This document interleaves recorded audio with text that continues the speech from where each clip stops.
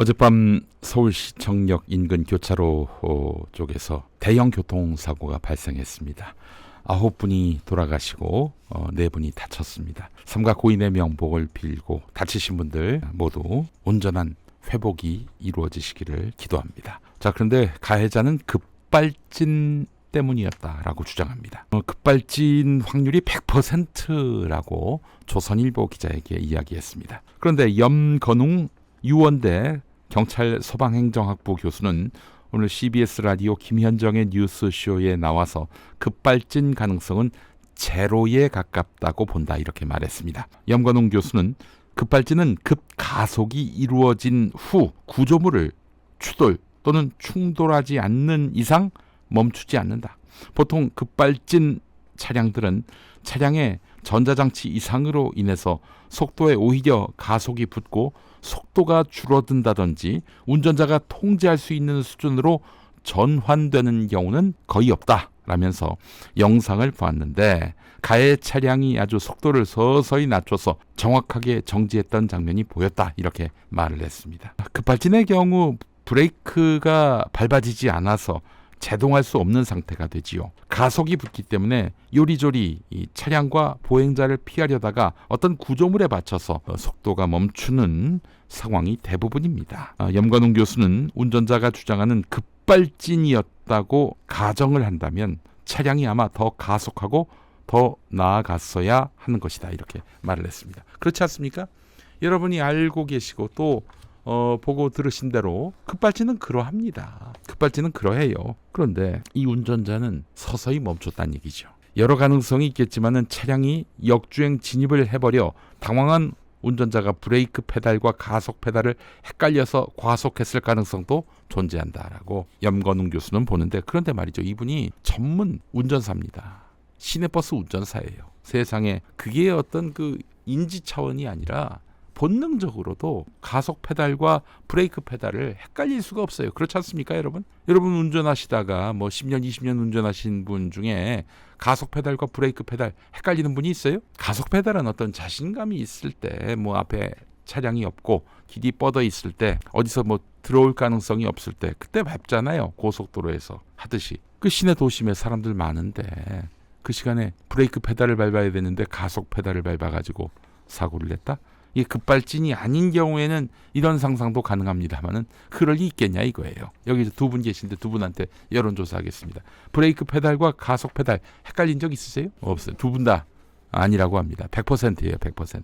저도 그렇습니다. 3명 여론조사해서 100%입니다. 자, 그리고 무엇보다도 중요한 게 현장을 목격한 시민들은 한 목소리로 급발진이 아니었다라고 이렇게 이야기합니다. 귀갓길에 사고를 목격했다는 한 시민은 급발진은 절대 아니었다라고 목소리를 높였습니다. 연합뉴스 기자한테 이렇게 이야기를 했어요.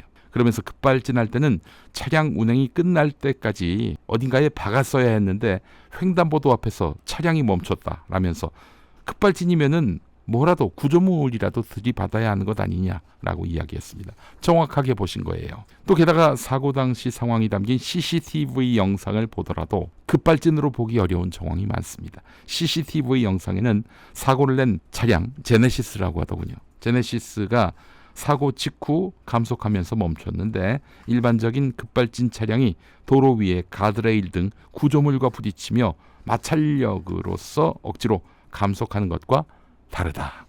네. 그리고 이 시민이 자기 차량에서 찍은 블랙박스에 기록된 영상을 공개했습니다. 뉴시스에 공개를 했는데요. 그 시민의 블랙박스를 보면은 사고를 일으킨 제네시스 차량이 다른 차량을 추돌한 뒤 보행자들이 있던 서울 지하철 시청역 12번 출구 인근으로 돌진했다는 거예요. 돌진을 했다는 겁니다. 아니, 어디 가서 들이박더라도 급발진이 있어서 그러면 사람 없는 데를 들이받아야 되는데 왜 사람이 있는 곳을 향해 갑니까? 사고를 목격했던 40대 남성은 길에서 나온 검은색 차량이 부메랑 모양으로 방향을 틀더니 역주행하더라. 길에 서 있던 열댓 명이 한꺼번에 쓰러졌다. 아, 그래요. 저도 이 첫 소식 접했을 때 이거는 급발진일 수가 없다라고 판단을 했어요. 그리고 너무 많잖아요. 돌아가신 분이 9분이나 되는데 덮쳤다라고밖에 볼 수가 없는 것인데 이걸 급발진이라고 얘기한다. 요거는 도리어 미리 시나리오를 짠 게 아닌가, 붙잡혔을 때 뭐라고 답할 것인지 그런 의심을 갖게 만듭니다. 여러분 지금 뭐 의심할 단계는 아닙니다. 또 무수한 음모론을 제기할 수 있기 때문에 제가 의심은 하지 않겠지만 처음에 그런 느낌을 받았어요. 제가 경찰이 조속히 모든 분들이 다 납득할 수사 결과를 내놔야 하겠습니다. 벌써 지금 게시판에 온라인을 통해서 이번 참사와 관련해서 음모론이 퍼지고 있습니다. 물론 김용민 TV 게시판이 아니라 다른 게시판에서 말이죠. 어떤 지도를 펼쳐놓고 이 방향을 보니까 다른 참사와 연관지어서 이게 뭔가 우리가 알지 못할 보이지 않는 음모가 있는 것 아닌가라고 의혹 제기하는 분들도 있더라고요.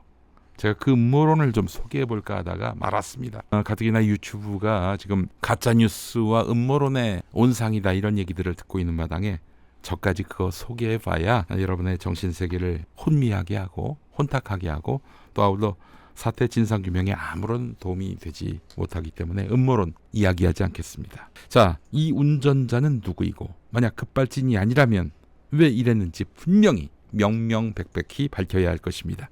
이 정부 들어서 이상한 죽음이 많고 아울러 대통령이란 자가 과학 대신 음모론으로 먹고 사는 사이비 유튜버들의 귀가 솔깃하다 보니 나라는 이성과 과학으로부터 멀어지고 있습니다. 하긴 윤석열, 김건희 무속과 무관하지 않다. 주술적 무속과 무관하지 않다.